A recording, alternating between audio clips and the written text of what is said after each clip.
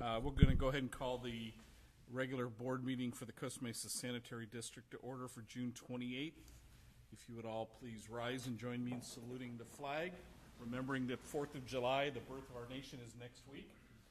I pledge allegiance to the flag of the United States of America and to the republic for which it stands, one nation, under God, indivisible, with liberty and justice for all. Vice President Ferryman. Bow your heads and join me in prayer. Lord, give us the guidance and the strength to make good decisions for our taxpayers here tonight and protect everybody on this 4th of July. And amen. Thank you. Thank you, Jim.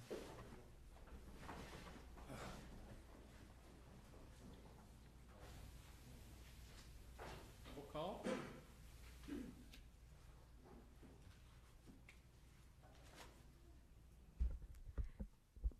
Vice President Michael Schaefer. Here. Vice President James Ferryman. Present. Secretary Arlene Schaefer. Here.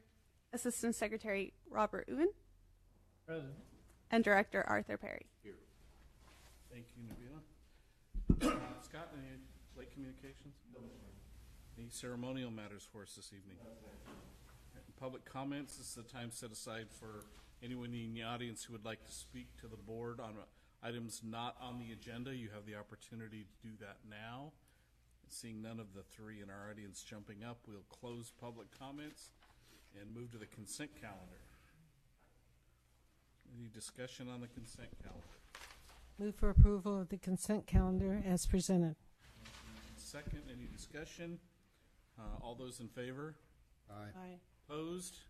Motion carries, I believe, 5-0. Director Uton? Did you say aye? Yes. Oh, I'm sorry. I didn't hear. That motion carries 5-0. Then item D, public hearings. Scott? Thank you, Mr. President. Steve Hodges is going to give this report. Steve? Thank you, Mr. President. We have no increases this year for solid waste or wastewater. However, we are required to have a public hearing that's noticed. And in this hearing, we will hear if anyone objects, and if so, or if not, you guys can still consider whether we're going to file the increases with the assessor, which is due August 10th. And again, there's no increases or solid waste. It's remaining flat. Thank you. Questions? Is there going to be a meeting after this to approve that, or do we do that tonight? If there's no objections, we can approve it tonight, right, Colin? Correct. The hearing tonight is so somebody can object to the manner that they're being assessed. The fee has already been approved. We already did a 218 approval of the fee. The issue tonight is this is anybody's chance to say, I understand the fee is fine, but it's an assessment, and you're assessing my particular property incorrectly. And both the resolutions have to be handled separately? Yes, we're doing an ordinance and a resolution, actually. We have a request from the county auditor for an ordinance, and we have an opinion from legal counsel. I'm sorry. We have a request from the auditor for a resolution. We have an opinion from legal counsel that says we need an ordinance. We're recommending the board do both, so that whoever asks, we can say we have one of each. Move approval. Second. Okay, which item are you moving approval on? Resolution? E1. Resolution. So resolution B on the wastewater? Wastewater and solid waste together. I just asked Colin, we have to do them separately. Okay, then not the wastewater. Okay. We had a motion by Uton, second by Schaefer, Arlene Schaefer. Any other discussion? All those in favor? Aye. Any opposition? Then the resolution and the ordinance together pass 5-0. That was the motion. Okay. And then I need a motion for resolution A on the solid waste. Move for approval. Second. Motion and a second. Any other discussion? All those in favor? Aye. Opposed? Then the ordinance and resolution for solid waste are also approved. Thank you both very much. Section E, Scott, I'm going to go ahead and start with 1. Okay, thank you, Mr. President. So tonight before you is a consideration of approving CR&R Environmental Services Agreement. As you know, staff and CR&R officials have been working hard and diligently on coming up with agreeing with the terms to our new agreement. We presented you the progress we're being made on March 13th.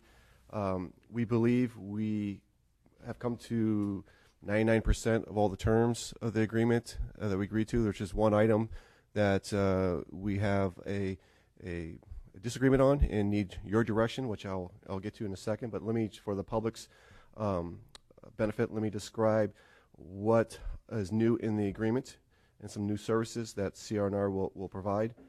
One of those new services is a district-wide door-to-door household hazardous waste collection program, where each household will be allowed 3 pickups per year with a maximum of 15 gallons or 125 pounds per pickup. Right now, the door-to-door program is just available to seniors.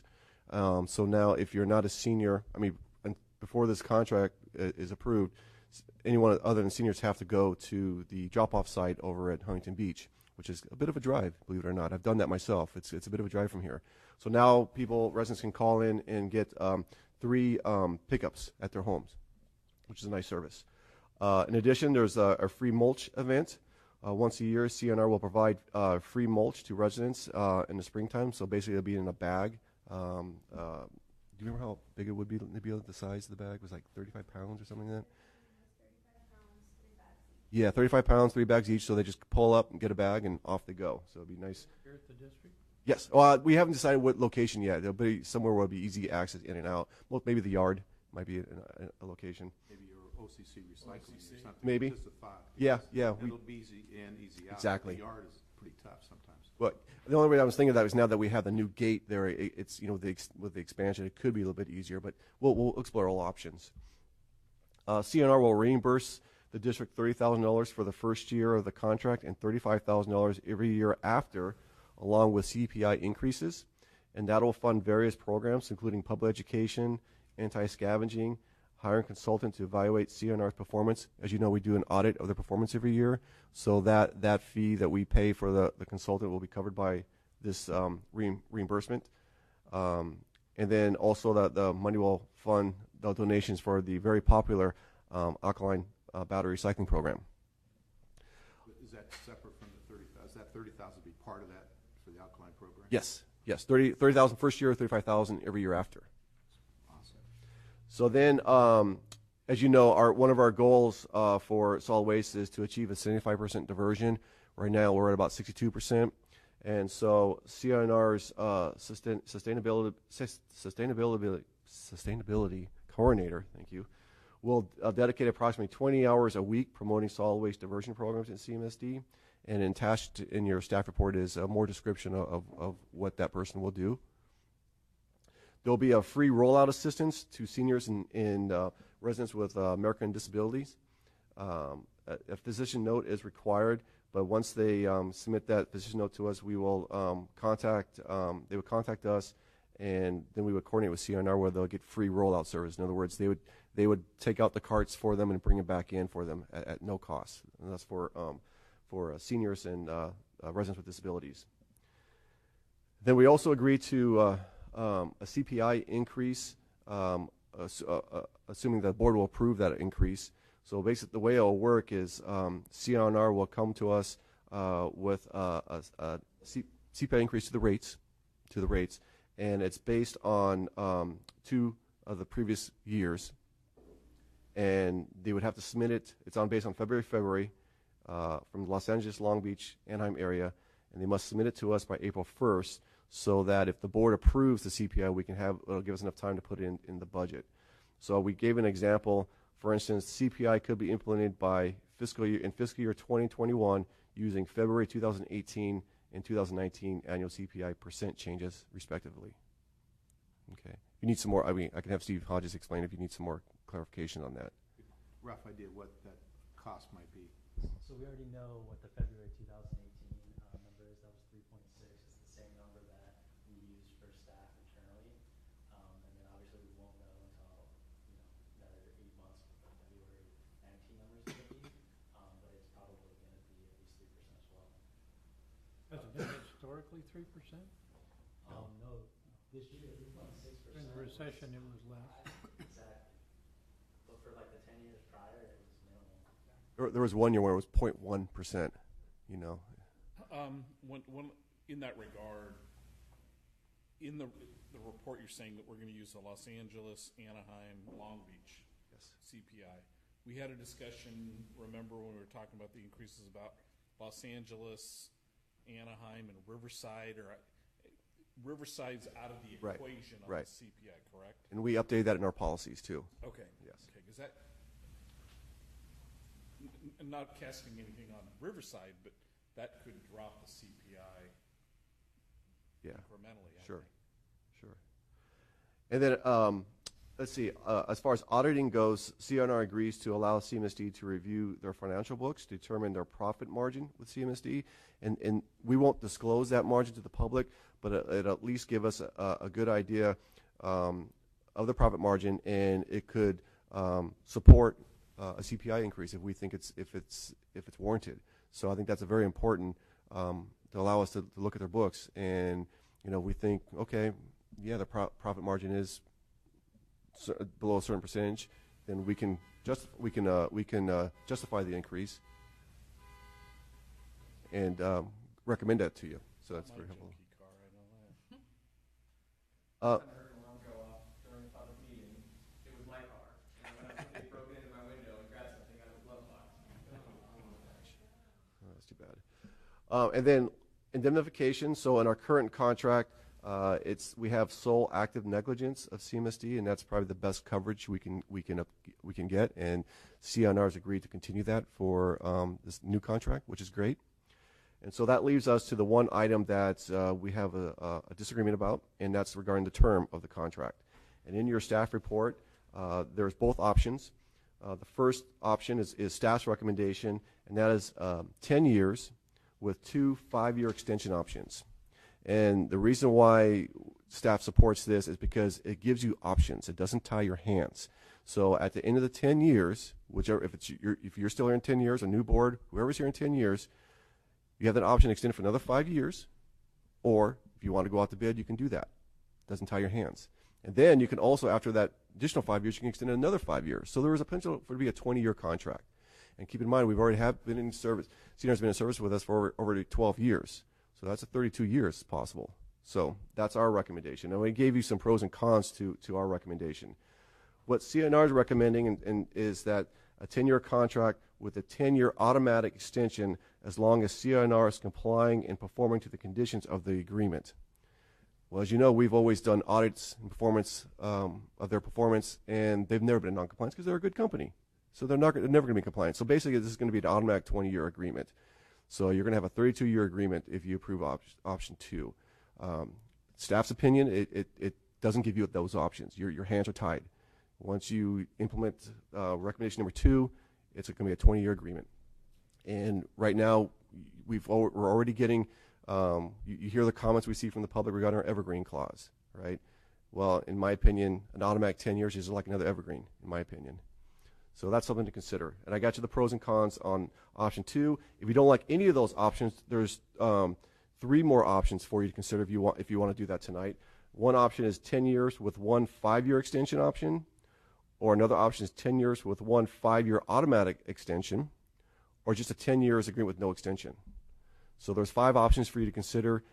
Pros and cons are all 5 options. That concludes my presentation. I'm sure Dean Ruffich will want some comments for you, but happy to answer any questions if you have any. I would like Dean to speak, but before we do, are there any questions to Scott from anybody? I have one, and I think it's a dumb question, but that 6-year notice goes away. It's not part of this. Correct. Once you enter this agreement, Its place would be the 10 and 5-5. correct. But we wouldn't have an evergreen. Correct. Now, again, my opinion is, under staff's recommendation, the evergreen's gone. Technically, the evergreen's gone too in option 2, but with an automatic 10 years. Can I ask a question? Within that 10 years, if something happens that isn't copacetic with both groups, can it end after, say? Sure, absolutely. That's what I'm saying. That is already there. There's a termination clause in there, absolutely. I mean, But there's already a termination clause. But the termination clause is usually going to use a termination clause if something is egregiously violation of the contract, and CNR's never done that. And I don't plan on. I know they're never going to do I'm that. saying that's in there already. The Yeah, termination of course. clause. We always have that in all our agreements. We always have a way to opt out. So it's technically not an evergreen because we can opt out if there's a problem. Right. Correct. See what I mean? Yes. Yes. Arlene? Yeah, I just had a comment just to be sure that I understand it. The 10 years and then the 5-year. The 5 years automatic thing as long as they abide by what we. No, the 5-year is your decision. Okay, so there's the first recommendation, the staff's recommendation. You have the 10 years, right? And after that 10 years, you have an option to extend it for 5 years. You can extend that if you want to or not. It's up to you. Under CNR's proposal, it's after the 10 years, it's automatic 10-year extension without your approval. It just kicks in. Does not need your approval. I thought what it is 10-year, then the 5 years means that as long as everything, they meet all the requirements that we said, then they get the 5 years. It's based on your approval. You still have to approve that. Then after that is another 5 years. Correct. On that second 5 years is when we can, as a board, decide what we want to do with this. You can do that. No, you can do that after the 10 years. So after the 10 years on the staff's recommendation, after 10 years, we come to you and we say, board, what do you want to do? Do you want to extend this for another 5 years, or do you want to put this contract out to bid? What do you want to do? And you say, okay, we're going to go do it for another 5 years. Okay, great. We extend it for another 5 years. Then after that 5 years, we come back to you and say, board, what do you want to do? Do you want to extend it for another 5 years, or do you want to go out the contract? And say, okay, we're going to extend it for another 5 years. Great. Now you got a 20-year contract, and then we do this whole thing again, negotiate, or whatever you want to do is go out to bid.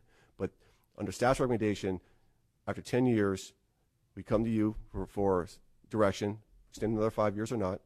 Then after that 5 years, we come back to you, extend it for another 5 years or not.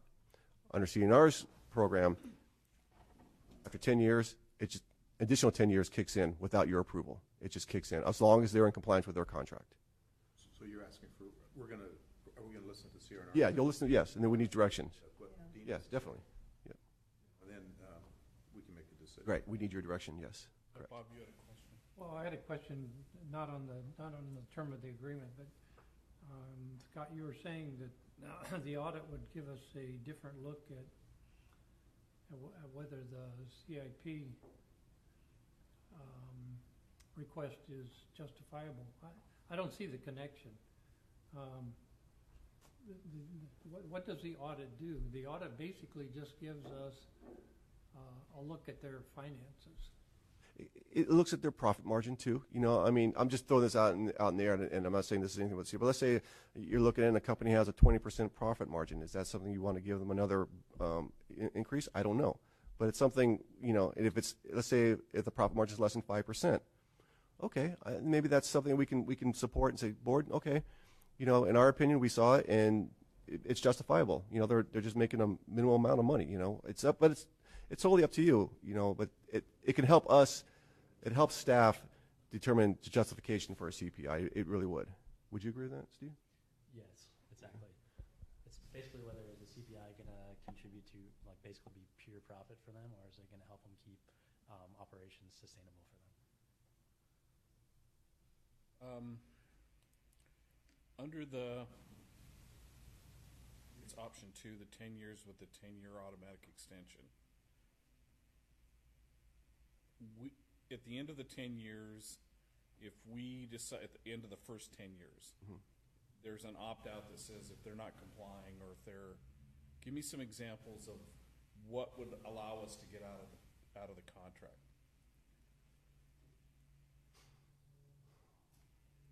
I read the report. I mean, there's some non-compliance, and I would say, you know, if we're getting a lot of complaints from the public for not picking up their trash, you know, and I'm saying a lot. You know, we're talking like, you know, hundreds and hundreds. I mean. Let me ask Colin, how hard would it be to prove that they were non-compliant?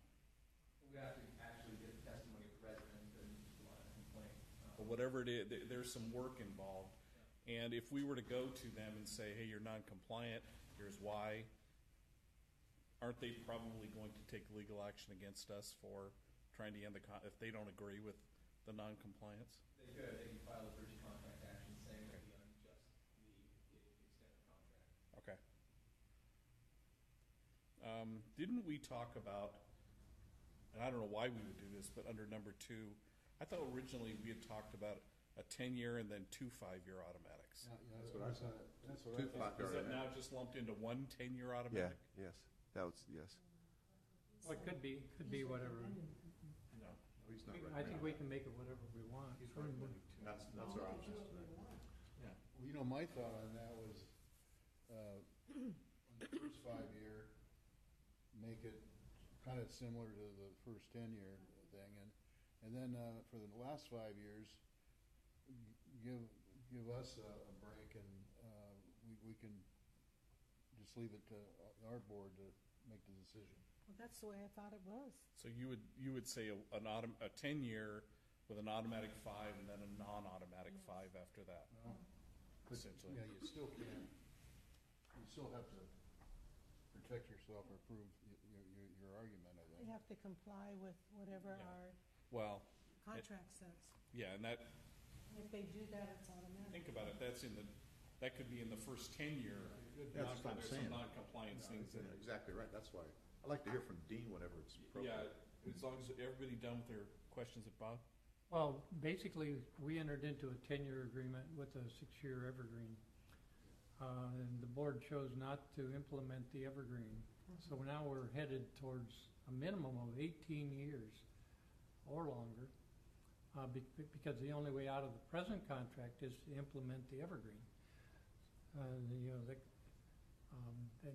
So this, if it doesn't get negotiated, pretty soon we're at a 20-year agreement.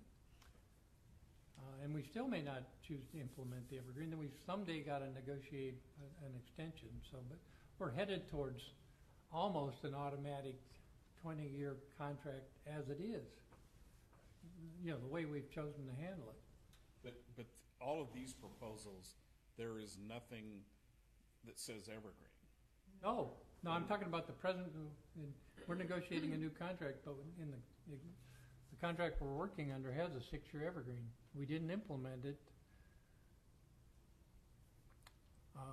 at the end of 10 years. Yeah. And we didn't implement it at the end of 12 years. And it'll be 13 before It's because this we kicks get in. great services, we have a great product, that's the reason. Yeah, there's no question, I think even Scott confirmed that.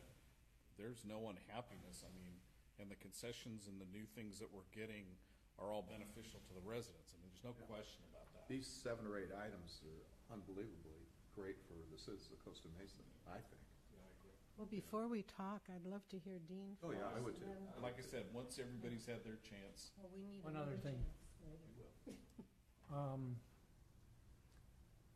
That the part of the contract that says we're going to get a sustainability expert to help us 20 hours a week.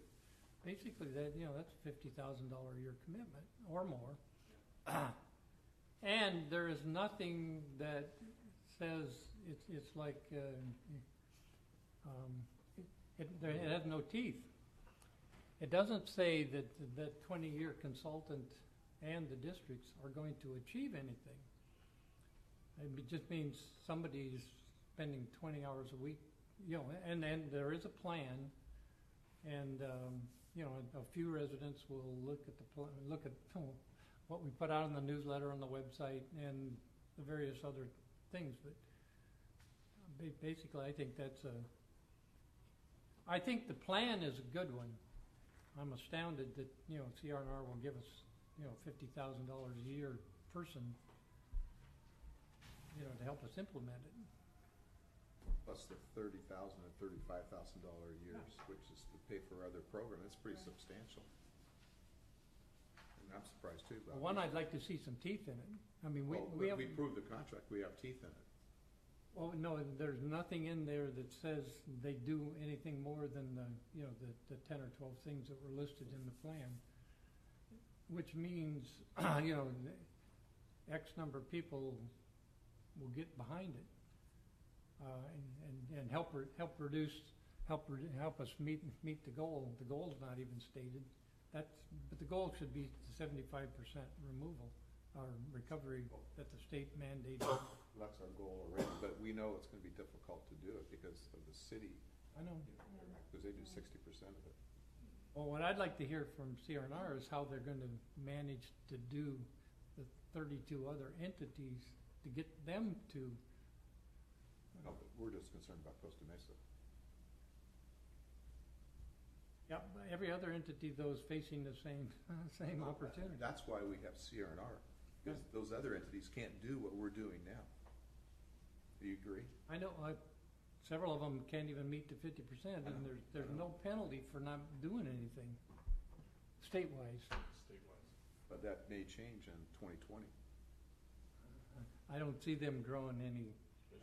But that's what we're shooting for. I know. All right, if there's no other questions, I'm sure, Mr. Ruffridge, you'd like to speak to the board. It's your opportunity.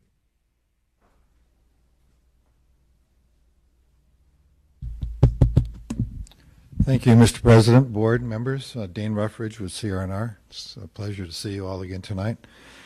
And it's a pleasure to hopefully see this negotiation become finalized tonight. It's been quite a while with your staff and negotiations.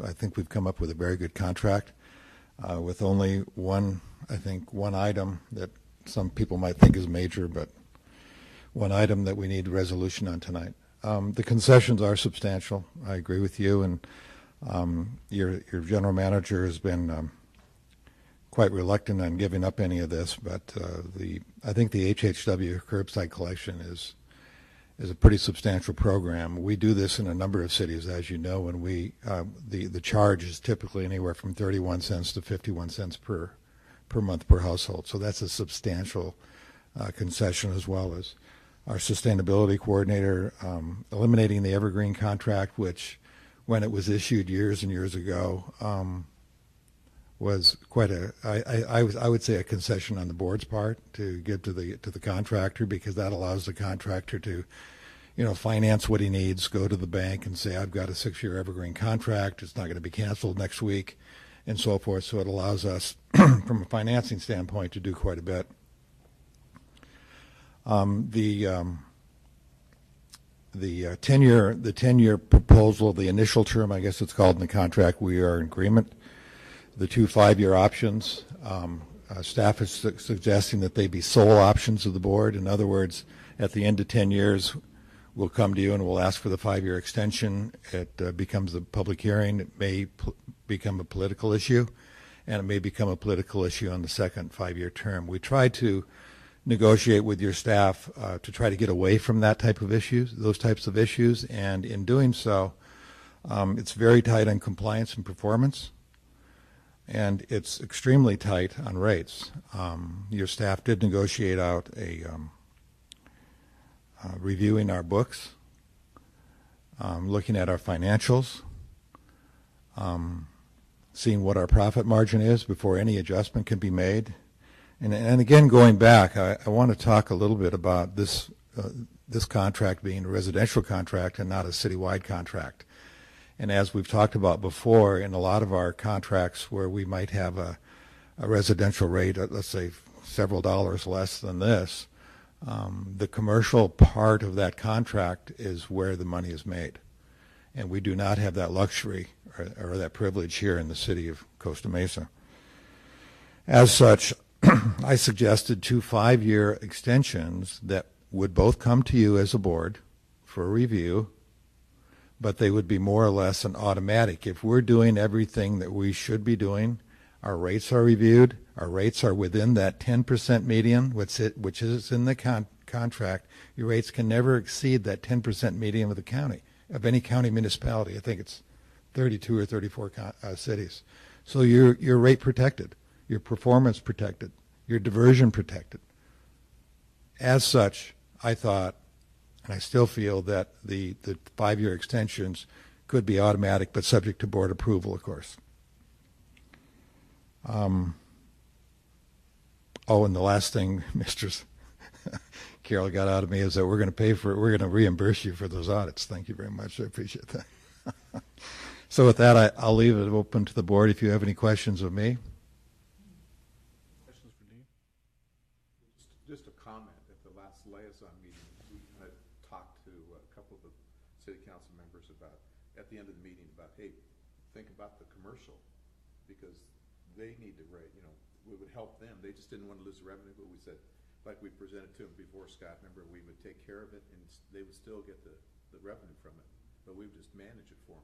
So I think maybe it's proper, sometime we talk about that to them again.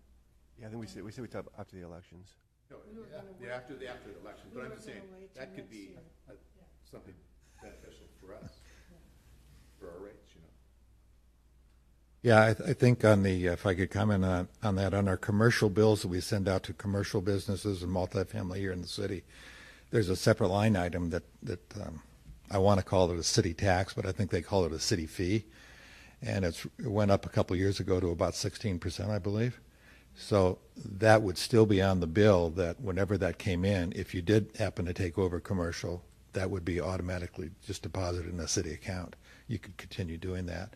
And with the commercial revenues, it would definitely be able to what's the word, Scott, enhance the residential rate? Yeah. We'll leave it at that. How would that affect us, though, with the contract tonight? That won't affect tonight, no. That could be done as an amendment in the future if it ever happened, but Amended and be yeah. okay? yes. Yeah, this contract is, I think Mr. Burns will agree, the contracts of this nature can easily be amended based upon revision in services or different aspects of it, so it can be amended very easily. We did that with the organics recycling. We amended the contract. Pardon me? The organics recycling, we did that. Absolutely, that was an amendment to the existing contract. Good point.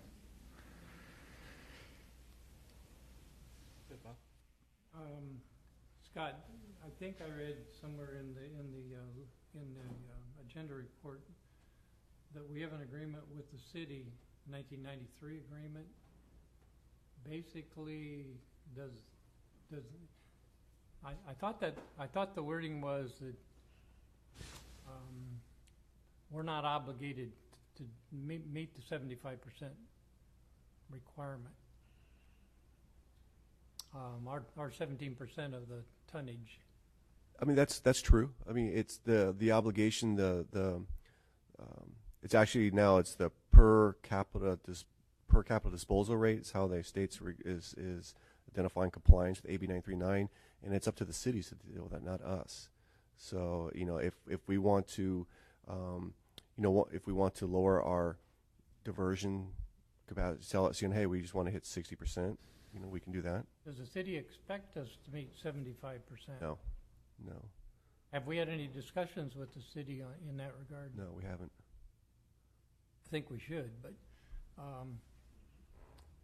Dean, in general, the 34 entities that you serve, does CR&R have in place means for them all to come into compliance with the 75% diversion rate at 2020? We don't have any cities that talk about a 75% diversion except this one as a goal in your strategic plan. Pars and I have been working together for the last couple of days, and we've come up with an internal goal. Your organics right now is averaging around 800 a month tons, and with the auditing that we've got proposed in the sustainability plan of the carts and leaving notes and so forth, we're expecting to get it up to around $1,000 tons by this time next year, and that's our internal goal, and we think we can do it. That'll. You got to remember, at 62%, you're the highest residential diversion rate in the whole county. There's no other city that does what you do. So, getting to 75%, another 13%, is it doable? By gosh, if it is, we're going to get it done with the help of your staff. Any other questions for Dean? Thank you. And I'm sure that others may pop up, so don't glue yourself to the Don't leave. Don't glue yourself. Okay, other discussion? I think we need to have a motion presented. Before we do a motion, I just had a couple comments I wanted to make. The recommendation from staff, I'll be just, is more appealing to me. The fact that we have the flexibility at the end of the 10 years makes a lot of sense to me. I mean, I'm not going to be here in 10 years. I don't, at least I don't think I'm going to be here in 10 years. Not like you old timers that have been here for. Don't start with me. I don't feel comfortable with a 20-year, to me, item 2, the one that CR&R wants, is a 20-year contract, plain and simple. It's a 20-year contract. We've taken a lot of heat over the last 8 years that I've been up here on having the evergreen, on having, not gone out to bid. And I don't care who says it. I mean, it isn't just a couple of people saying that. People say it to us, to me, and to all of you quite a bit. I don't feel comfortable telling the next generation of board members and the next generation of ratepayers, we're with these guys as good as they are, and there's no argument from any of the 5 of us on how good they are and what they do for us. There is no argument on that. But to tell people we're going to be with them for 20 more years makes me uncomfortable. I understand we have a non-compliance, so we can get out of the contract after 10 years, but I think trying to do that would be extremely difficult and probably some legal ramifications. I appreciate the comment that Dee made about it being a political issue after the 10 years. It's a political issue now. I mean, we have a reporter here tonight, and I know why he's here, because we're doing this contract. And when people in town read that we approved a 10-year contract plus another automatic 10-year contract, I think we're going to get some heat for it. So to me, I'm more inclined to support staff's recommendation. I have no doubt that in 10 years that they're going to be performing to the same standard that they're performing now, giving us the benefits now. They've given up a lot to get to this point. I mean, you all have said that. It's obvious with the concessions we have. But to me, the ability to have the flexibility at the end of the 10 years, we're probably going to use them again. I really don't have any doubt about that. But me having the flexibility, or the board that's here in 10 years having the flexibility, makes me more comfortable. So that's my humble opinion. Okay. I just wanted to make a comment too then. Actually, we've been with them for 10 years now. 12. 12? Oh, I thought it was 10. Wow, it's more. Okay, so anyway, we've been with them that long, and in that time period, they've done a lot for us as far as financially helping us. Now, I know the school program for the recycling and of the batteries, say, or the newspapers before that, and I know going there and us giving presentations, how the parents felt. They were so excited that we're giving something to the school. We could only do that through a program like this that we had. That's just one of the programs, let alone a lot of other programs that we've listed here. I feel comfortable doing the 10-year. I really do, and with 2 5s. 1 5, in my opinion, this is what I feel, that the 1 5 is an automatic if they abide by all that we put in that contract. If they did all that, yes, then we give them another 5. The next 5 is the one that we get hold of, and we're able to negotiate what we want to do. If we feel comfortable with it, if we don't, and we want to try for another, then I think we should give them like a 6-year kind of warning that, in 6 years, we'll have somebody else will go out to bid. So what you're advocating is to continue the evergreen. After 15 years, she's talking about. Yeah. So it'd be a 15-year and then a 6-year evergreen after that. Or a 5-year evergreen, whatever. That's a possibility, but it may not occur like that. But I don't like the word evergreen. I just, It'd just be, It's an evergreen. she's saying 10 and 5 for sure, and then 5 you renegotiate. Said earlier, yeah. so, anyway, that's my opinion. Well, I don't think we have any contracts where, and I don't remember any at the Orange County Sand Districts where there were extensions that didn't receive board approval. I think it's just for functionary. I expect them, to gain board approval reasonably automatically. We asked Mike and President Schaefer asked, how could they fail in this regard? They're not going to fail in this regard. I don't think there's a lot of risk for them to go with the 10 and the extensions. We have an auditor, and you know, every year the board has to approve that extension. You know, we have Orange County Sand District has many contracts, but they still have to have board approval, you know, to get the extension. That I don't think it's ever automatic. I trust CNR is going to. It'll be a win-win no matter what. It'll just be an agenda item at the end of 10 years, and staff will either give us or give that board pause, or we'll extend it.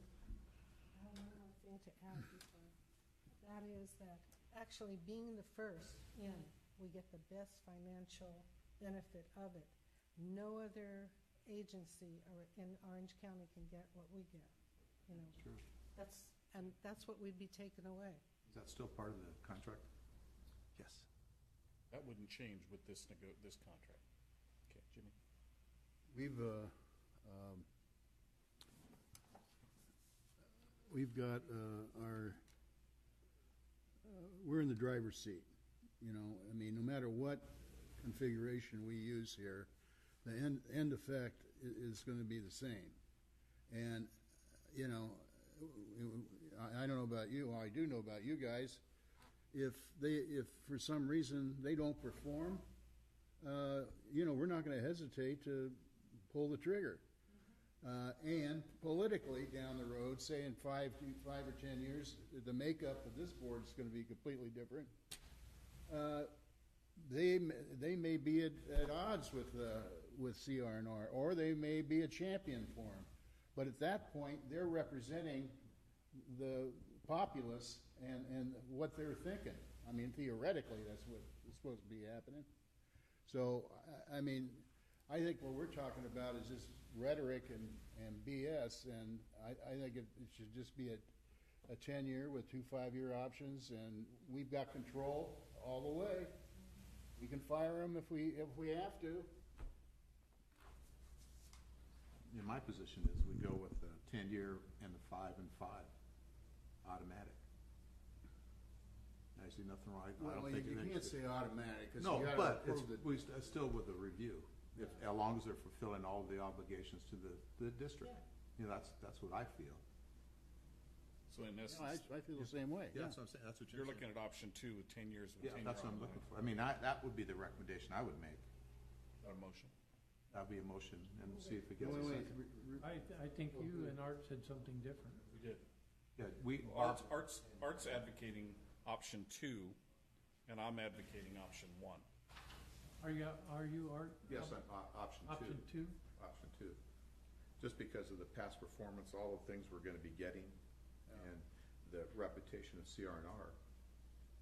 And then we're going to look at their books. That's the key factor right there. And you know, it's going to change our rates if need be. That's just me. I haven't really talked to anybody about it, really. No, that's fine. Well, I would make a motion that we, you already did that? Option 2, yeah, option 2. Option 2. I mean, we didn't have a second yet. I'll second that. And Mr. President, before the board votes, that's a modified option 2. It's not 10 years with an automatic 10-year extension. It's 10 years with 2 automatic 5-year extensions. Yes. Is that option 2, Scott? Well, the way the option 2 is written right now is that it's 10 years and then 10-year automatic. So what I'm hearing is what the board wants is 10 years and then come before the board and then approve a 5-year, right? Assuming as long as they're in compliance and performing, then then that 5 will kick in, and after the 5, as long as they're in compliance, another 5 automatically kicks in. Yeah. That's where I was coming from with my motion. With the second 5, that's Same when thing. That'd be automatic too. It's a 10 and 10, bottom line. we're able to talk about it a little more. So, did you make a second of that, Jim, or not? Yes. Yeah. So the motion by Director Perry to go with option 2, second by Vice President Ferryman. Any other discussion? Can we poll this for vote, please? Call their names, and they'll say it. President Michael Schieffer, I'm voting no. Vice President James Ferryman, Yes. Secretary Arlene Schaefer, Yes. Assistant Secretary Robert Uten, Yes. and Director Arthur Perry. Yes. Okay, so that motion passes 4-1 with President Schaefer voting no. Okay. Just to clarify, that's 2 5-year automatic extensions based on their compliance with their performance of the contract. Yes. And we still bring that to the board, though, and say, hey, they're in compliance, automatic Yeah, 5, right? Exactly. Okay. All right. So then we're done with the negotiations on the contract, Scott? Yes. And then we'll come back for signature when you have it all prepared? No, I think you're approving it right now, so we'll just get ready for you to sign it, and Yeah. we're good to go. We don't have to bring it back for board I approval. didn't mean that. Yeah. I meant for signature. Yes, Okay, Jim. yes. I'd just like to say, Scott, when you get a chance, Yes. I'd just like to say thank you for your efforts in this negotiation. I mean, you know, it'd be tough fighting this guy tooth and nail like Dean, and thanks for your perseverance too, because you know, going through this is not probably a pleasant experience. But we thank you and look forward to working with your company for years to come. Yeah, I don't want my negative vote to be construed as anything opposed to what CR&R. You guys are wonderful partners, always have been. I think I gave my reasons for not wanting it, and that's just my opinion. Thank you, Jim, for saying that about Scott. But I think we need to also look at this young lady at the end of the table, who has done the yeoman's work in this, and Nabila. I know this was for such a new employee. It's a team effort. It's a team effort. Done an Yes. excellent job. And, Yeah. Steve helped out too. It's been a team effort. Yes. The important thing is, this is a historical moment. It is. This is the best contract you've ever had, by How far. long this has been, a lot of us know, back and This forth, is a great contract. so it really is. Can't wait to. When will the contract be effective? When will the contract be effective? I mean, it's got to be rewritten. That's a good question. Thank you, first of all, Mr. President and the board. I appreciate this. We look forward to a long-term relationship, and that was a question I was going to throw out. Typically, a lot of these HHW things don't start for 6 months because I've got to go through the permitting. But we've already done that with what we're already doing. So, subject to, Can we go July 1? I don't have a problem with it. Yeah, I mean we can. As long as So we if can you want to July start 1. this next week, I'm fine with it. I know we've got to get the word out to everybody, though. That's, we could get started, but it may not get the word out. Luke gets it in the I paper. was going to say, with the fourth estate here, I'm sure we'll have the word out. Well, I think we get the contracts. Once it's all signed, let's get it signed next week. It's in effect. Yeah. We have a- I'll plan on having have all of our customer service reps together next week before the 4th, sit them down and go through the contract with them so they can change their spiels as people call in. And it might not be bad to have Nabilia with us on that one. If you could get away for an hour from Scott, maybe. I would like that. That'd be a blessing. But I think it's important we're all on the same page because Nabilia takes a lot of phone calls also. And people have been accustomed to that. We take a lot of phone calls and we interact back and forth on a daily basis. So we look forward to that. Thank you, Dean, very much. Thank you very much. Thank you. Okay, let's move to item E2. Yeah, thank you, Mr. President. This is really a formality. So we you adopted the resolutions for the solid waste and wastewater rates. Now you need to adopt the ordinance confirming the annual charges. So this is ordinance number 118. Both, not individual. Yes, correct. Any questions on item 2? Do we need a motion? We need a motion to approve the ordinance. Move for approval of the ordinance. Second. 118. Second. Motion a second. Any other discussion? All those in favor? Aye. Opposed? Motion carries 5-0. All right, item 3. Thank you, Mr. President. This is a request to send Nabila Guzman, our staff, to Nashville, Tennessee, to attend the SWANA annual waste conference. This is their big conference of the year. I think we believe this will be very, very beneficial to Nabila and to the organization.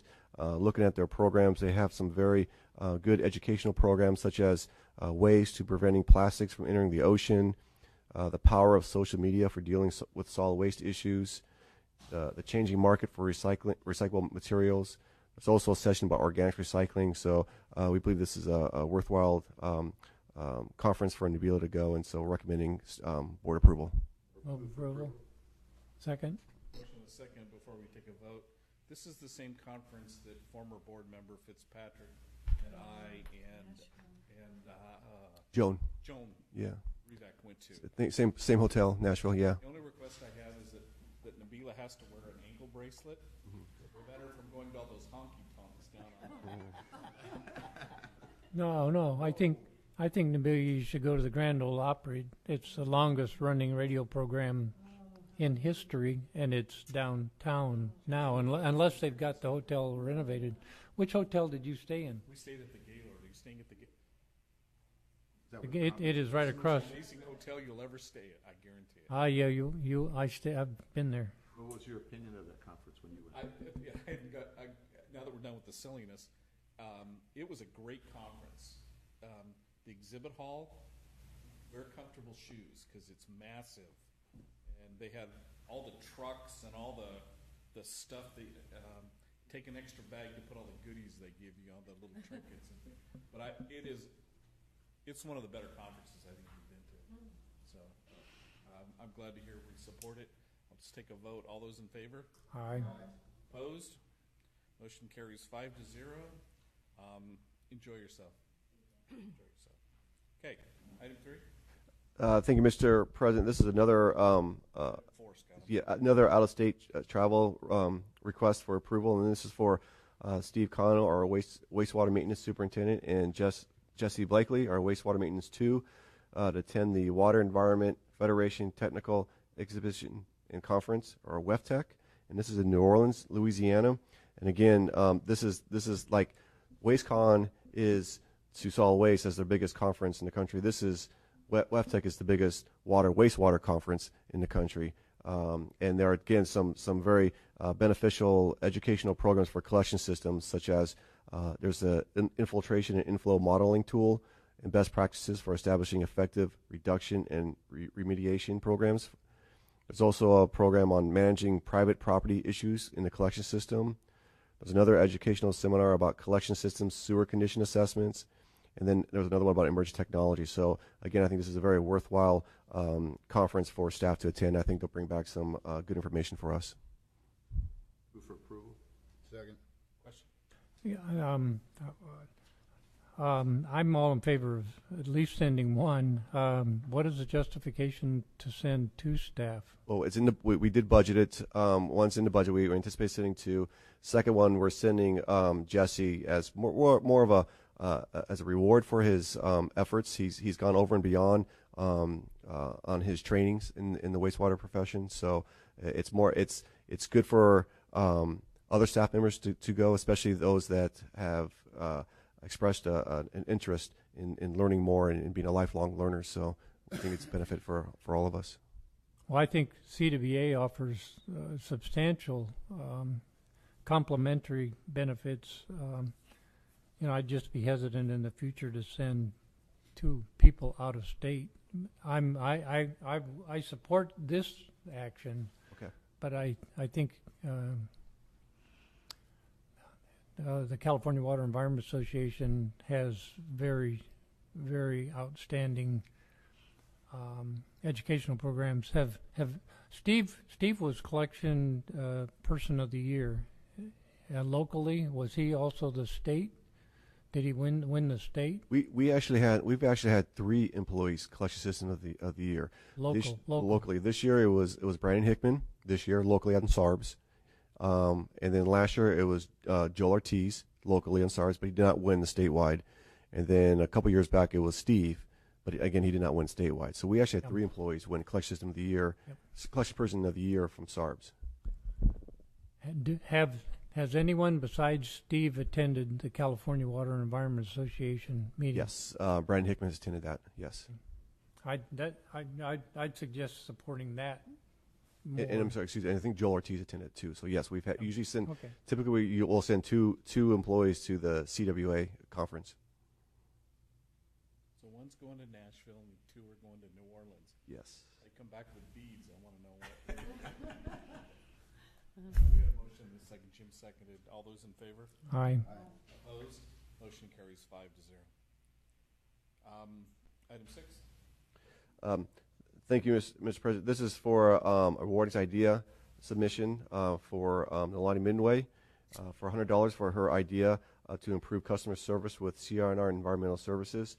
Right before Nolani's recommendation, residents could request services from the district by logging in, into our website, and those services could be like requesting additional cart, or maybe a missed trash collections. It could be any additional services that they needed from CR&R. And what happens is once the service is sent on our website, it goes directly to the staff, and then we forward it to CR&R. So Nolani's idea was to cut out the middleman, us. And so now when she created an account for CR&R, so when residents submit a service request, it goes directly to CR&R. And then CR&R keeps a record of it. We have a copy of the record, so we can also see how fast they respond, so we can keep that data as well. So it's a really improved efficiencies for our customers. And so that's why I'm recommending Nolani $100 for her idea. Question, if a customer sends it in, do they send it through an email? Yes. And it goes directly to CR&R. Do we get a copy of that? Yes, we do see that. At the same time? Yeah, we see that, yes. It goes directly to them? Yes. It's very good. Anything like this, the streamlined stuff, I think is well worth the $100. Surprised it's only 100, but. Well, I'd recommend that we delay this action until she's here. I don't think you have any support on that. Do we have a motion on this item? That's a check. Motion to approve. Second. Art seconded. All those in favor? Aye. Opposed? All right, tell her not to spend it all in one place. Now we'll go to item 6. Thank you, Mr. President. So this is the upcoming elections for the California Special District Association. The Southern Network Seat E is up for re-elections, and there are 2 candidates for that seat. The incumbent is Joe McKenzie from the Vista Irrigation District, and then, I'm sorry, my staff report's not popping up, but the other candidate I think is from there we go. I wish I could just read it on the screen there. Big Bear Airport District. So CSDA is doing a different election procedures. It's all electronically now. There's no mail-in ballot. So what staff is seeking is your direction, which candidates that you support, and then staff will go ahead and submit that electronically to CSDA. Move we support Joe McKenzie. I'd second it. Any discussion on that? I think we met the gentleman from Big Bear. Yeah, I did. We met him. He seems like a pretty good candidate, but I think Joe McKenzie's probably more outstanding. She's There's no so way to- wound up. She's chair of the finance. No, I agree, but I think the candidate from Yeah, Big that Bear, guy's good, he was too. a pretty good guy too. So in the future. Yeah. We have a motion and a second to support Joe McKenzie for seat A on the CSDA Southern Section. All those in favor? Aye. Opposed? Motion carries 5-0. I had a question. Where's the CSDA nominations for? There's attachment in your staff report that the nominations. I can't believe I printed all this thick stuff. Yeah, I see it's right. It's right there. I didn't see it. Yeah, that was in there. Oh, here. But I'm adding one more. No, we can't add for you're talking about. I think you're talking about the nomination for awards. Yeah, That's down on the later on the agenda. that's what I'm talking Yeah. about. We're Okay. not there yet. Okay. Before we go to the engineer's report, Rob, can I ask your indulgence and let us do the attorney's report first? Sure. Director Uden may have may have to leave, and this one may take a long time to discuss. Great. So, Colin, I'll have you take over. Thank you, Mr. President. Under the Brown Act, any increase to an executive's compensation is required to be done during an open session of a public meeting. For that reason, I'm making a report to the board that our recommendation is that the district manager, the general manager, receive a 1% salary increase. The 1% would take into a total salary of, my actual screen isn't coming up either. Thank you. $291,341. Any discussion on the recommended action? That's compensation and not benefits, right? I just feel it's too low, personally. 1% is, unheard of, but if that's what he agreed to with your negotiations. But I'll just make a comment. I agree it's too low, but Mr. Carroll is very adamant that he wants it at that level, or didn't even want it at that level. We had to twist his arm to take the 1%.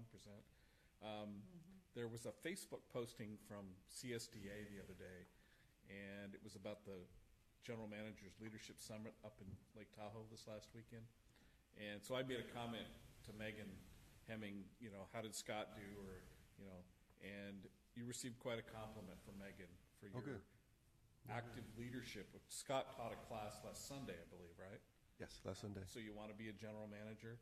And I since talked to a couple of our SDR MA board members who were there, and congratulations. Thank you. You knocked it out of the park with them, and I think all 5 of us are very pleased and proud of what you're doing in that regard. And I do agree with Art that 1% isn't enough, and we appreciate your hard work and patience with us as well.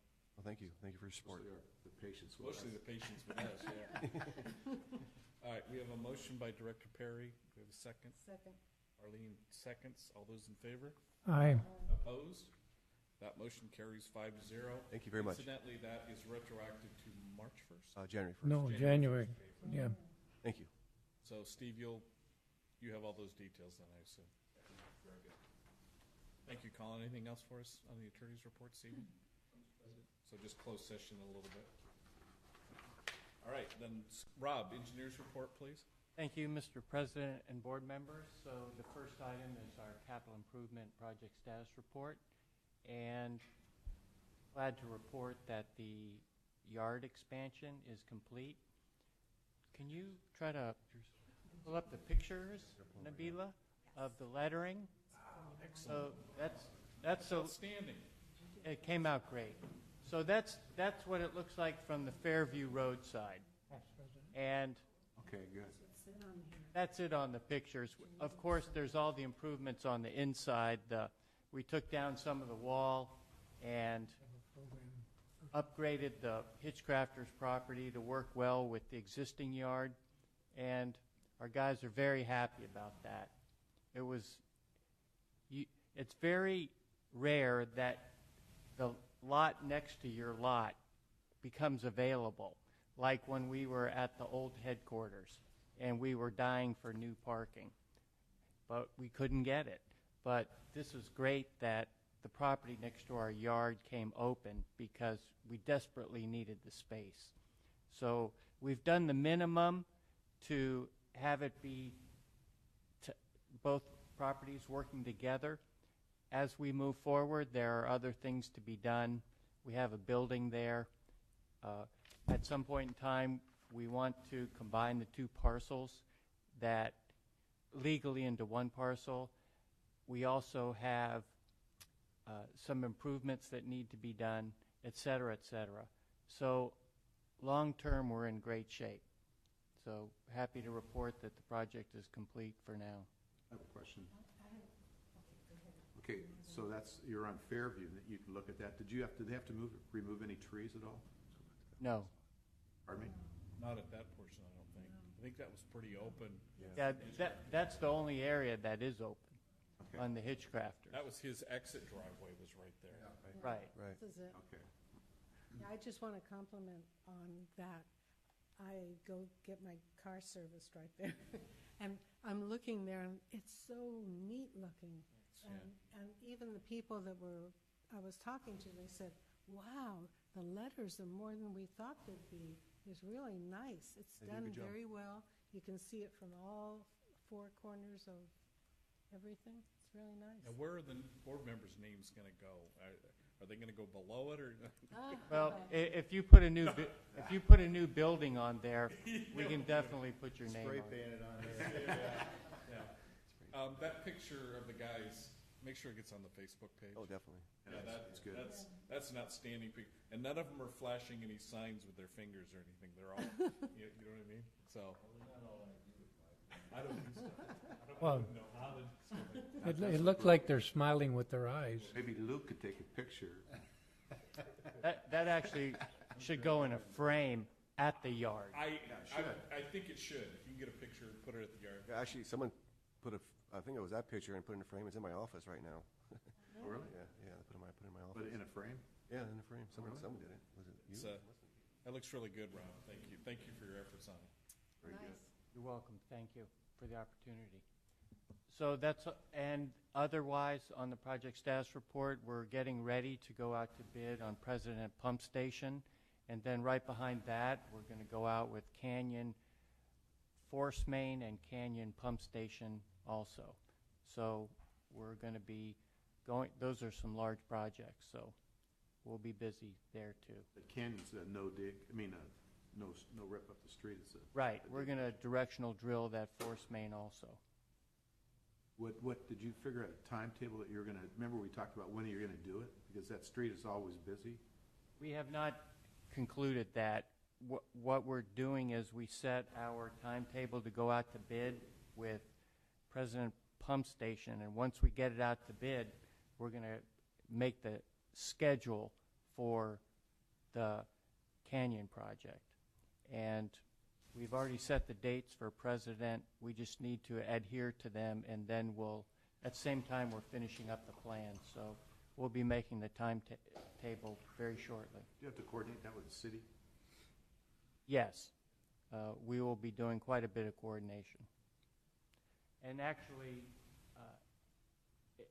we could just jump to item 4 if you wanted. That was, and then we can come back and get 2 and 3. Item 4, since we're talking about Canyon Force Main and the pump station, well, maybe we should receive and file the project status report first. Why don't we do that? Yeah, so done. Go ahead. Okay, so item 4 is, we had this at the study session this month. The request is to combine these two projects because we're going to be in the same area, and we don't want to have to shut down portions of the street and have traffic problems and parking and all, and then button up one project and then come back in there and do the exact same thing. We won't look so good. So we discussed this during the study session. There didn't appear to be any opposition, but the request for number 4 is to combine those two capital projects into one. Move approval. Second. Can you make sure that is of items 1 and 2, please? Both items? Yes. Okay. Art? Both items? Yes. Any discussion? All those in favor? Aye. Opposed? Motion carries 5-0. Thank you kindly. So back to item 2. Item 2 is a conflict of interest. I'm reporting that I was retained for the project at 1618 Ohms Way, Costa Mesa, and the extent of my work is drawing water improvement plans. So not doing any sewer work, just water improvement plans. And they're doing a tenant improvement there. Rob, why do you have to report that then?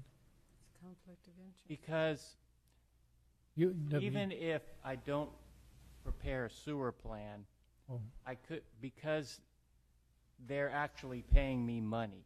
Yeah. I don't want to be making any decisions with anything with regard to their project. Okay. Might it be fees or what they should and shouldn't do with their sewer lateral? The conflict of interest extends beyond having to do sewer work. Okay. It's more of a general contractual relationship. And I did speak with that to Alan early when we developed this procedure. So I made that declaration. Okay, thank you. Last item, number 3, Project 318, President Pump Station.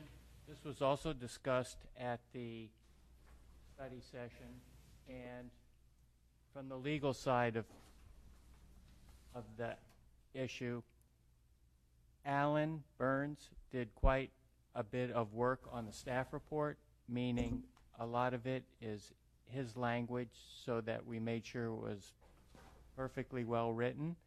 So as mentioned in the staff report, we have done this sole source finding for pumps and miscellaneous items from Flight Corporation so that we have flight pumps in all the stations, and the field crews are familiar with them and can respond to emergencies and keep the stations in operation. So the request is the items as shown there. Move approval. Motion approval. Are there other, as we've talked about this for the pumps, are there other things that we need to look at this kind of idea, or is it really just the major, like the pump? I think that would be a great question for Colin, because we follow the government code, and it does say in our enabling legislation that we're supposed to accept an or equal, and we're supposed to say that in the plans and all. However, I see quite a few agencies where they don't even put or equal or anything.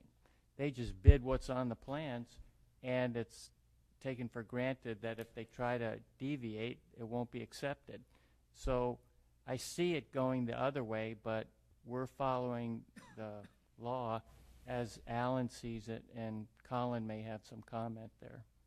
I agree with that. We're supposed to put or equal. There are some things where you need to do a sole source because you don't want to have redundancy.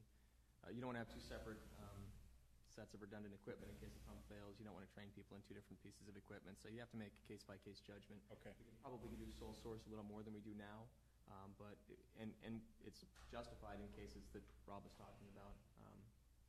And if you want to do a little bit more expanded sole sourcing, we can start thinking about that more often once we have components come up. Once things come up, we can now that if we approve this one, then that gives us a little precedence that we can look at it. Or does that even matter? Precedence matter? Well, we don't have to have precedence, but it starts the process. This is the thing that we do. But we have a history of approving sole source for the pumps and the miscellaneous flight hardware. So that, but we haven't done it on valves and coatings and there's a million little things. So we're not going to get sole source for drywall or concrete or something like that. Sure. But technical piece of equipment that requires training, requires redundancy, that is consistent with other items. Sometimes you want to have, especially in software, all the software line up so you don't have conflicts. In that area, you do want to do sole source. Okay. Well, Orange County Sand District, I think sole source is probably 100 different items. From instrumentation to well, quite a lot of technical things, and they have to go to the board and expand the list if they want. But once that board approves that sole source, then we don't have to go through the writing of the agenda reports. If this is the only sole source that we do, we'll be doing it, as you rehab every pump station. Then I wouldn't go through the process of getting the board to approve a list of things that we should standardize on. You can read the policies and things that Orange County Sand District does, and maybe get some ideas about things that we ought to approve in general, the sole sourcing of, and then you wouldn't have to come to the board, to deal with that. I have a question for Rob. Do we have extra flight pumps in stock? We do. Okay. We have a policy now. It's excellent.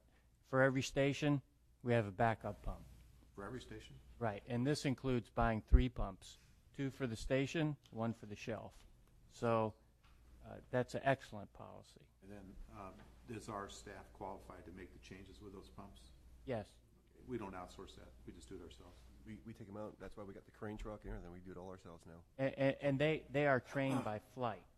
They are trained by Flight? Yes. Like, oh, okay. Flight Xylem, yeah, they will come. They come to our yard and give us training at no cost.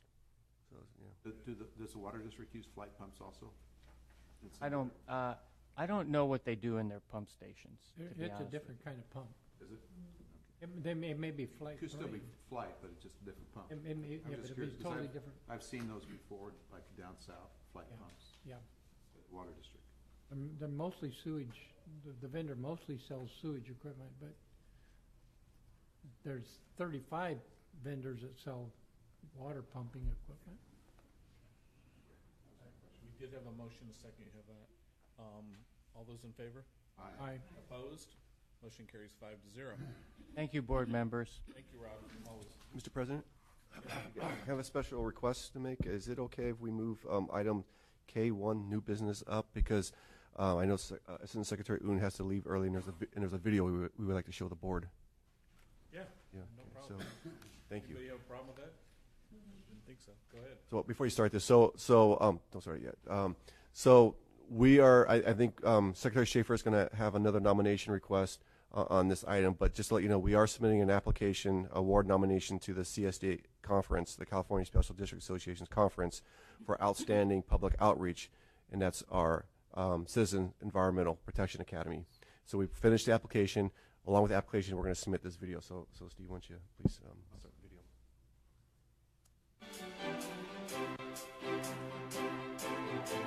Every day, the Costa Mesa Sanitary District is protecting the community's health and the environment.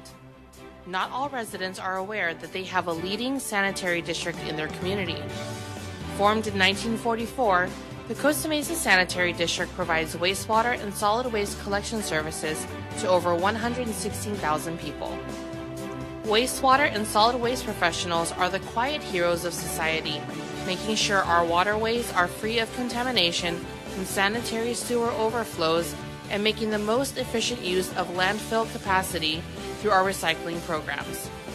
These professions are often taken for granted since most people don't know where their trash and wastewater goes after it leaves their homes. That's why it's important for us to share our story by inviting the public to learn about our programs, operations, and partner agencies through our Citizens Environmental Protection Academy.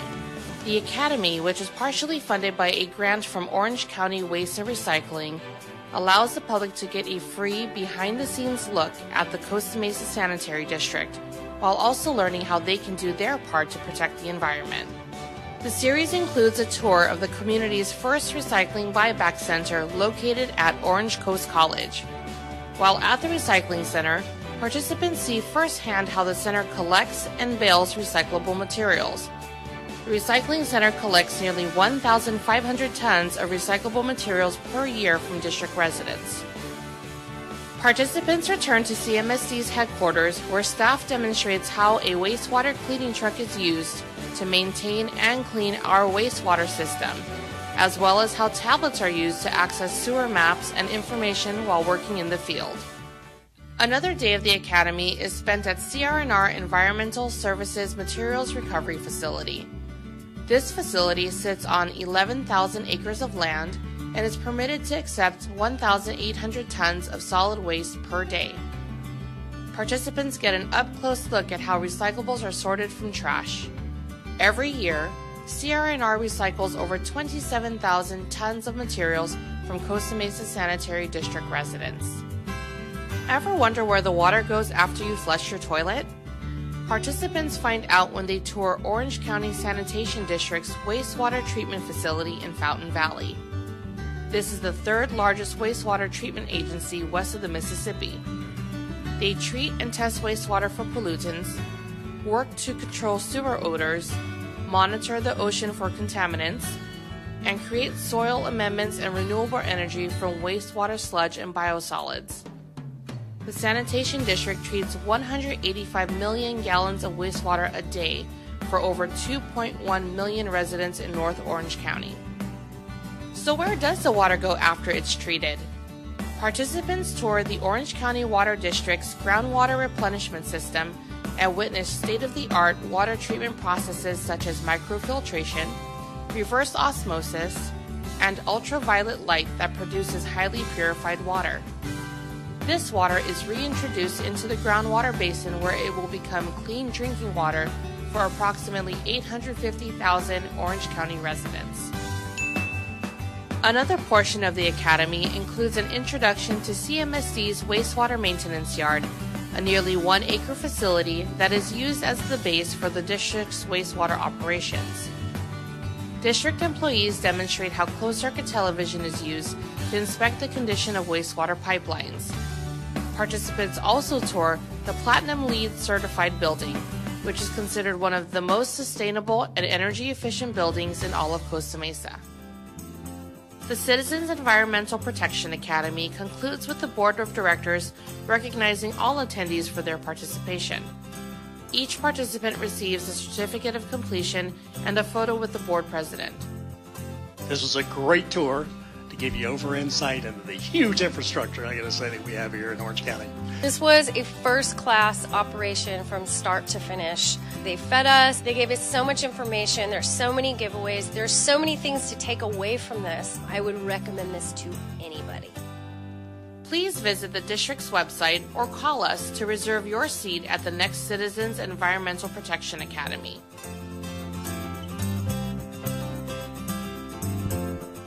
So if we don't win an award, I'm going to be very upset. That's very good. Is the academy still going? It will have another one in September. We do 2 a year, and this is going to help promote that. We're going to help promote this program. Thanks to Nabila. She was very active in the academy. Of course, Nalani and Gina as well. And Nalani and Gina did an excellent job. Barry Friedman put the video together for us, and they did a great job. So we'll be submitting that here in a couple of weeks. And it's right up what CSDA is telling us to do. You know, they're always telling specialists, tell your story. Well, this is a class. We're telling not only our story, but we're telling 2 other special districts and a public agency is being help funding this, plus a private entity. So I don't know. I'd be very very upset if we don't win something. So I would think that the Paris facility should be one of the. Yeah, because that is pretty amazing. It is, and that was the last, the first academy that a lot of the participants wanted to go there. It's a long drive, it's a long day, but we're going to try to work that in the next academy. Maybe instead of making it 3 days, maybe we'll make it 4 days. Just a Yeah, thought, 'cause yeah. It's really. It definitely agreed. You know what I mean? It's really plus, it's, we haven't been out there in a year or two, but I'm sure it's getting bigger and better. So I'll leave it with that, and like I said, I think Secretary Schaefer wanted to make a nomination or discuss it. Right. Yeah.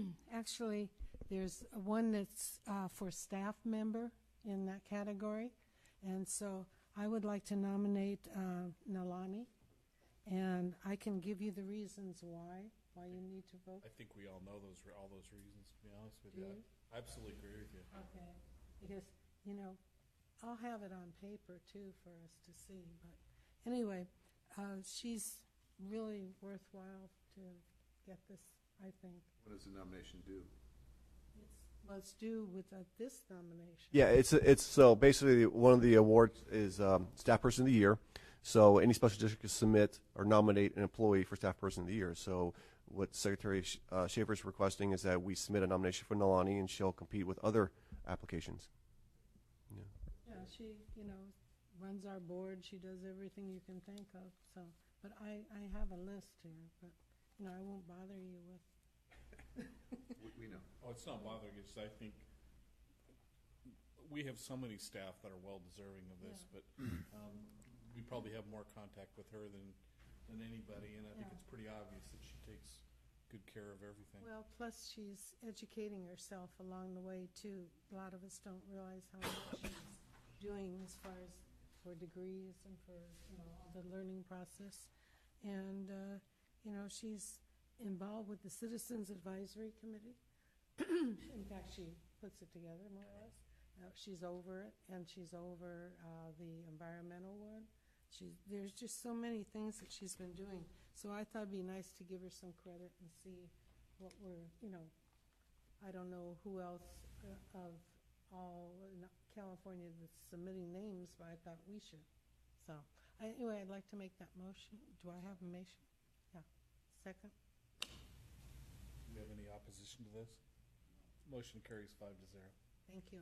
Thank you. Well, Thank you, Arlene. who will write the application? Pardon? Somebody has to write Yeah. the application. Put it together. Yeah. I'll Well, get just together give, with Scott. I give can Scott give your him- list, just in Yeah. case he, Yeah. If and when it goes forward, obviously we're gonna want her to attend the conference. And we'll work those details out. Yeah, and it's in Indian Wells, so it works out. It's not a state, yeah. Yeah, it's Okay. Yeah. Excellent. Thanks, Arlene. Good job. All right, so that takes care of item new business. We'll go back to local meetings. Jim? I had the Sand District, Orange County Sand District meeting last night, and Greg Seaborn was reelected president, and the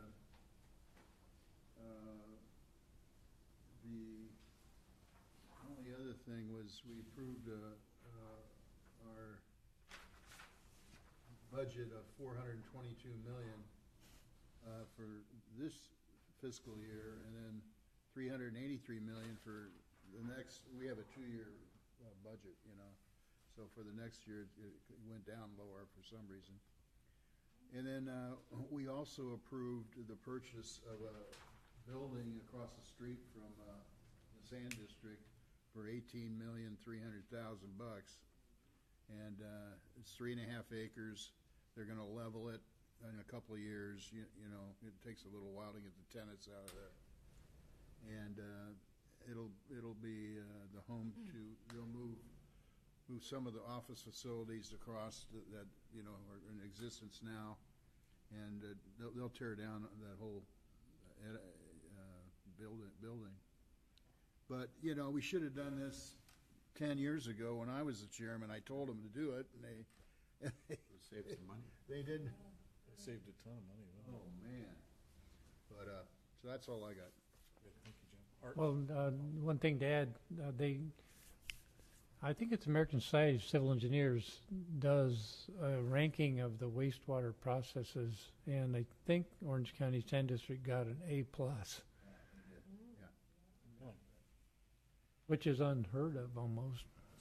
Art, wait, before you go, I skipped over the treasurer's report because there were no notes in there.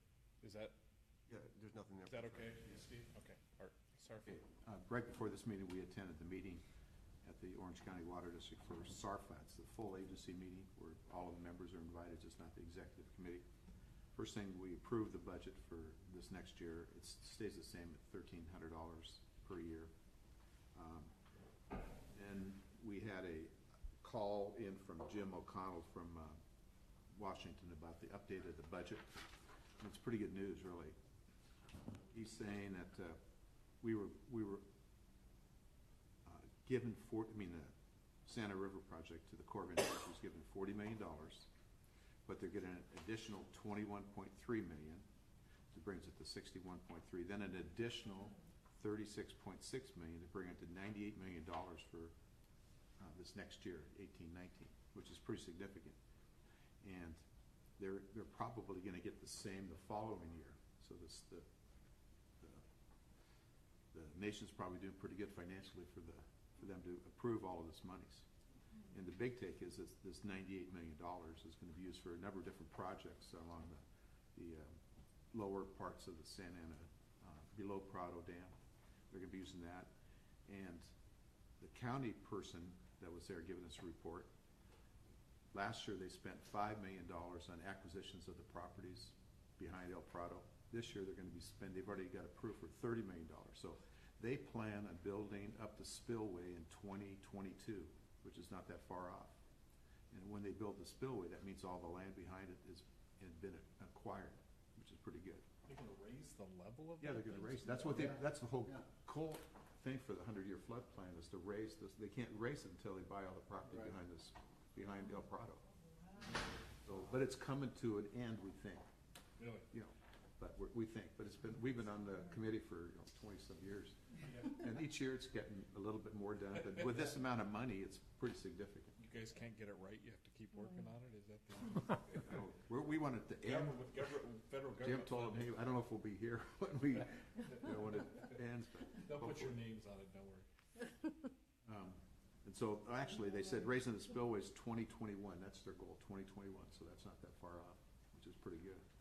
That's, isn't that kind of like prime development land? Well, that they're they taking? bought all of the big pieces, and they only count, each one of the big pieces is only one, but now they have to buy all the little ones, and the ones that they don't buy because they can't move them, is they're putting levees around them. That's part of this $98 million. They're gonna build levees to protect them from the flood. Oh. So there's like 4 levees that are gonna be, one has already been built by, around the women's prison, but they're building 3 additional levees. Well, actually, 2 they built already. They're not going back to El Prado Golf Course. Right? Oh, yeah, that's gonna go part, oh, yeah.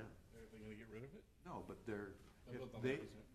I No, think they'll they own Green River already. They own Green River already, but it's good.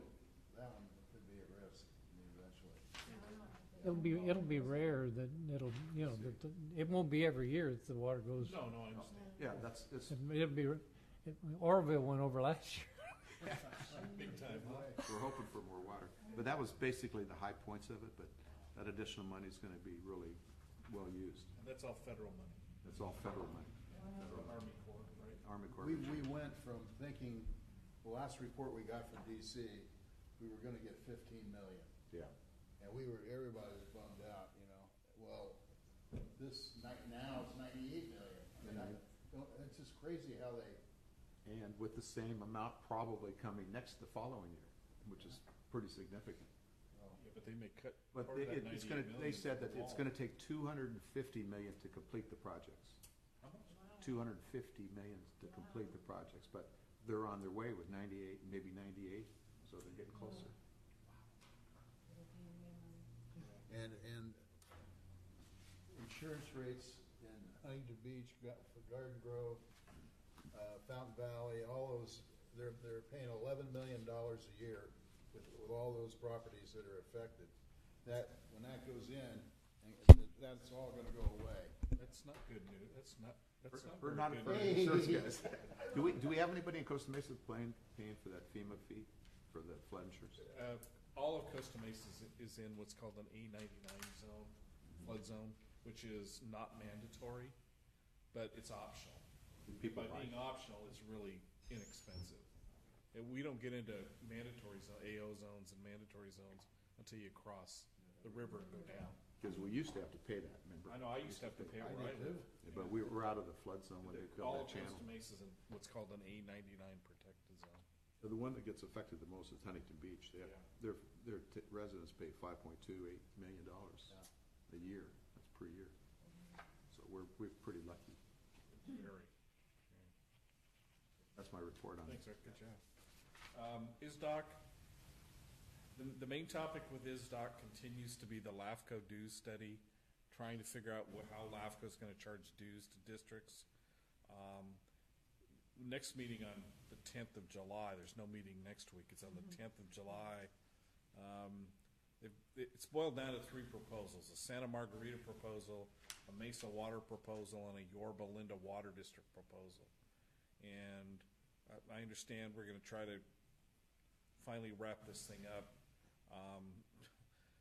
To that regard, Scott, can you get some details on talk to ISDOC and see if you can get the 3. I've read it, and maybe Steve, you could look at it for me, the 3 proposals. The one that's coming out that looks most favorable to everybody is the Santa Margarita report. The Yorba Linda report wants it to be based solely on revenue and budget amount.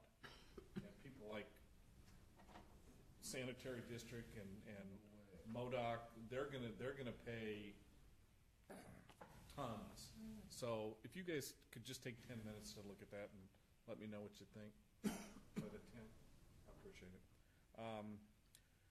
There was an announcement, of course, about the LAFCO Special District Commissioners, and to no one's surprise, Doug Davert and Jim Fissler were put into office.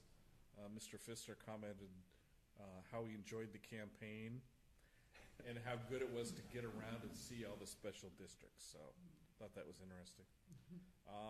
Also, the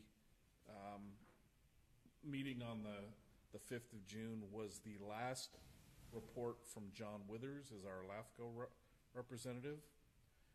His LAFCO report talked about a dues increase from LAFCO of 2%. And I'm not sure how that's going to fall into what they're talking about with the new proposal, but that was just. And they're also, LAFCO is looking at their application fee schedule to see if they can make it more equitable. And then at that point, I had another meeting to go to, so unless you had anything else. Well, Jim and I went to ISDOC today. And Go to the quarterly luncheon? Yeah, the quarterly meeting. And so at that meeting, John Withers talked, and his last meeting will be July 8th.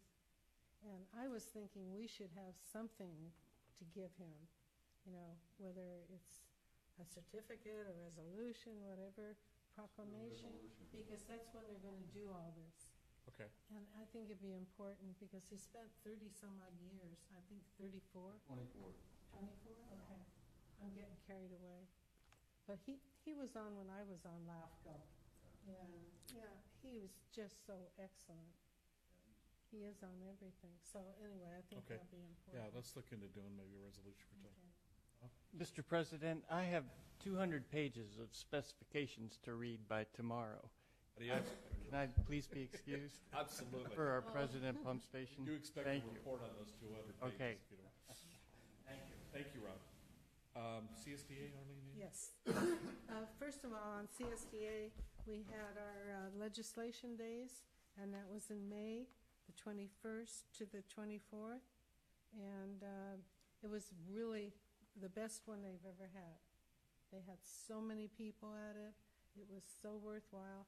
They had a new way of doing it, which meant you went to the Capitol 3 different times, which was a lot, but at the same time, it was really worthwhile. And of course, I have pictures from the senator and the assemblyman's office, and also Milani and Gina went with me. So it was really worthwhile.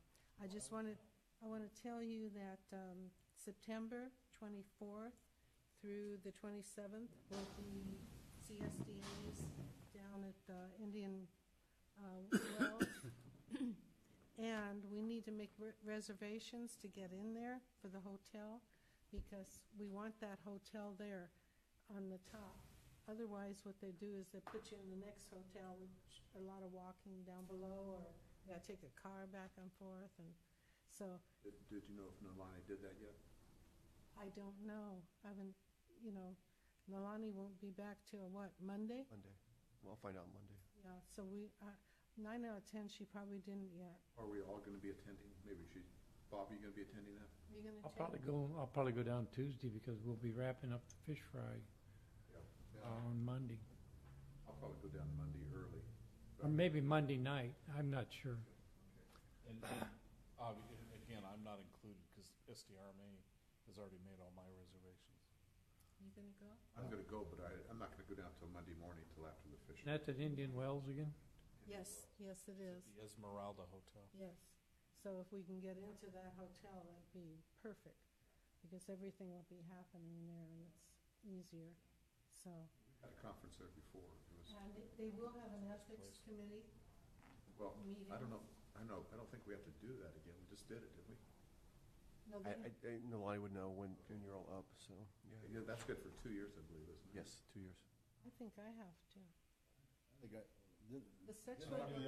We did that up in Well, Monterey. That was the sexual harassment. Was that sexual harassment? And we've done it 3 times. We'll have to check. Have Nalani check and see if we need it. So, but the ethics, you know, you might check on that, because I know I'm up this year.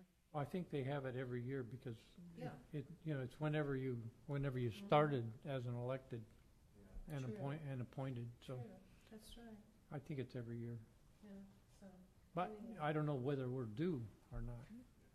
So other than that, we're dark for July for CSDA. And then in August, I have my last board meeting for CSDA, and I'll be reporting on that. And it's not in Monterey. I had it in Monterey here on my calendar. So it is at Indian Wells. Yeah. Okay, SDRMA, I'm wearing the shirt because I just got back from our 2-day board meeting this afternoon. We continue to look for a replacement for our past CEO. President Bracy and I are the subcommittee that are working with our consultant, and they have already gotten 9 applications for CEO. We did appoint, I think I told you, we appointed an interim CEO, Laura Gill, who is the former city manager for Elk Grove, and she's already accomplished a whole bunch of things. We had a interesting conversation yesterday about some members, organizations that are leaving SDRMA. Every year they have to notify us that they're searching for a new carrier or whatever. And the biggest one we lost was the city of Palmdale. And they're worth a lot of premium dollars every year, but they're also had a huge lawsuit that we paid. And the biggest part of it was inverse condemnation. You know, they didn't do their flood control issues, and so a couple of them were lamenting about losing a big premium dollar. And I said, wait a minute, look at what they cost us. And so the other thing that was really a concern was with SDRMA, we provide a lot of reinsurance. In other words, we give basic insurance, but then we buy reinsurance to go for the higher limits.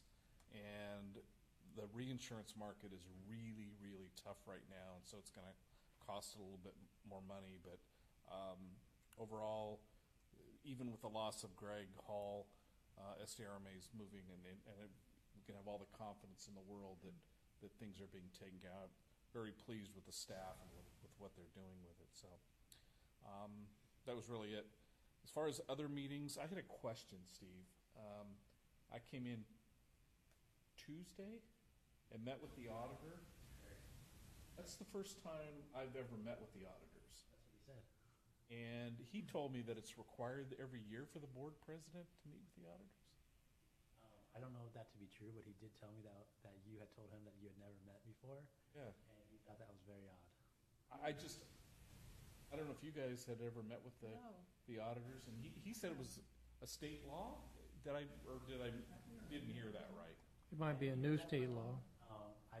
From him, I heard that it's something normally his firm does. Okay, maybe that's what he was talking about then. He has some interesting questions, and I was as honest as I could be. He asked about lawsuits, were we involved in any lawsuits? And I talked a little bit about the issues that we have. I didn't go into a lot of detail. That's up to them to figure out. But it was an interesting car. I appreciated the opportunity to talk to these guys. So they were I think they're very pleased with the way we do things here. At least that was my impression. And this is their first year with us, right? Yeah, and he actually brought 2 people with him, and they were here for 3 days, and very easy to work with. And they gave us a fantastic price. They're actually probably losing money on auditing us, which is It's called a loss leader in my industry. So, okay. Any other meetings to report on? I just wanted to say, I went to the last meeting of the Citizens Advisory Committee. It was very interesting. I couldn't talk, but in fact, I was sitting down with everybody, and Alan got me and said, "You got to get up here and sit there." How many? Were you the only one here? Yeah. You could have talked. He told me I couldn't. Oh. Who told you not to? Huh? Who told you you couldn't speak? Alan. What? What? A couple board members on the committee. Well, it That's wasn't okay. anything No to big talk deal. about for me, Yeah. because they were making decisions of what they were going to be doing. Okay. And it was just more or less me listening to their opinions. I was very impressed with them because, you know, they put in about 3 or 4 different maps, which was a shock because I thought maybe only a couple would come through. And, you know, they really took it serious and worked really hard on it. So. In that regard, we had talked, remember at the last meeting, about us talking about the process and what's going on with the maps. And I know Bob's on vacation until the 14th or 15th. I come back whatever the Friday is around the 13th. And Nolani will be contacting all of you for a time to meet either the 17th, 16th, or 17th. Right, because they meet on the 18th again. Yeah, because I think we need to Is this day or visit the night? issue before they meet at their final, because you had asked about that, remember? So Scott asked Nolani to contact all of you to get a time on either the 16th or 17th when Bob gets back. Oh, it's the 18th. They meet on the 18th, Yeah. and these are the only 2 days that we could Oh, meet as a okay. group. That's fine, I can't. I'll be back on the 13th. Yeah, that's why we picked those I 2 can days. do 16 or 17 Okay. because I'm off work. Then we'll, at the agenda meeting Monday morning, we will remind Nolani. Okay. So, okay. All right, if there are no other meetings, go ahead, Art, I'm sorry. I was with Luke for about an hour or so at the city council meeting. They were talking about the budget. And one of the things John Stevens says is that at the liaison meeting, Luke was at the liaison meeting also, but they talked about the school district not receiving the $225,000 for the schools in Costa Mesa. I think, was that the right amount, Luke? 225,000, and he was expecting the Newport Mesa to come back with and say, hey, we need that money. So I just spoke up and I said, I think we should eliminate the 225,000. I think we should keep at least 100,000 in there for the programs, because they thought all the projects were over. I said, I'm not sure if they're all over or not, but I think at the city council meeting, Stephen says that no one really spoke up about it from the Newport Mesa to try to keep the money. Is that pretty much what he said? So since the school district didn't respond to him, they took the $225,000 out of the budget for the schools, which I thought was pretty important, because I think the What were they using the money for? like projects at the school, not for equipment and things like that, for projects, maybe building it, fixing the locker room or the fields, but they are going to have like a $1.8 million budget for projects that the school district could ask for if they have a project to help them pay for. That would affect the joint use agreement for the fields and things. Yeah, probably. I think that's what they're getting at, but I don't know if the school district has plans for that or not. I think they have Well, did they have a representative there? yeah, we had 2 of the board members and then That's a lot of money. Why didn't they say something? I don't know, because I said I didn't want to speak for them, but I think we should keep at least 100,000 in there. But That's strange. Good job, Art. and then the meeting itself, I couldn't take the meeting much longer. I don't know if you know what I'm talking about, Luke. I mean, I'm talking about the city council meeting. Oh. The city council meeting. It was kind of different from what I was expecting. Is there any normal to city council meetings? I mean, It used to be, but it was a little abnormal. But Now, let me remind you, this is being taped. I know, but it's true. I mean, At but, least- and then Jim and I attended the Waco meeting, but it was mostly about water issues. I took notes, but it doesn't really affect us at all. okay. Are you going to say something about Jim's title? Oh, yeah, I forgot to mention that part of the agenda today. Jim is the new what do we call it? Chairman of SARFA. Congratulations.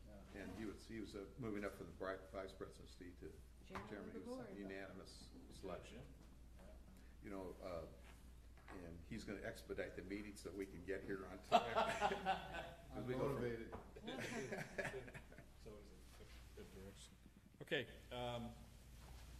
no other meetings at this point. We are going to adjourn to closed session, conference with legal counsel on 2 items, existing litigation 54956.9D1, Costa Mesa Sanitary District versus Mesa Water District, and also conference with legal counsel on anticipated litigation, Government Code 54956.92, facts and circumstances regarding a letter from attorney Kevin Shankman in March of 2018. Okay, so we are adjourned to closed session. Okay, I'm going to reconvene us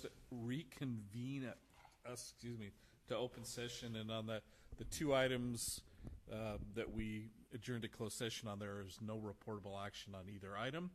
And if there's nothing else, we will adjourn to the July 26th meeting. Adjourn. Have a nice weekend. Happy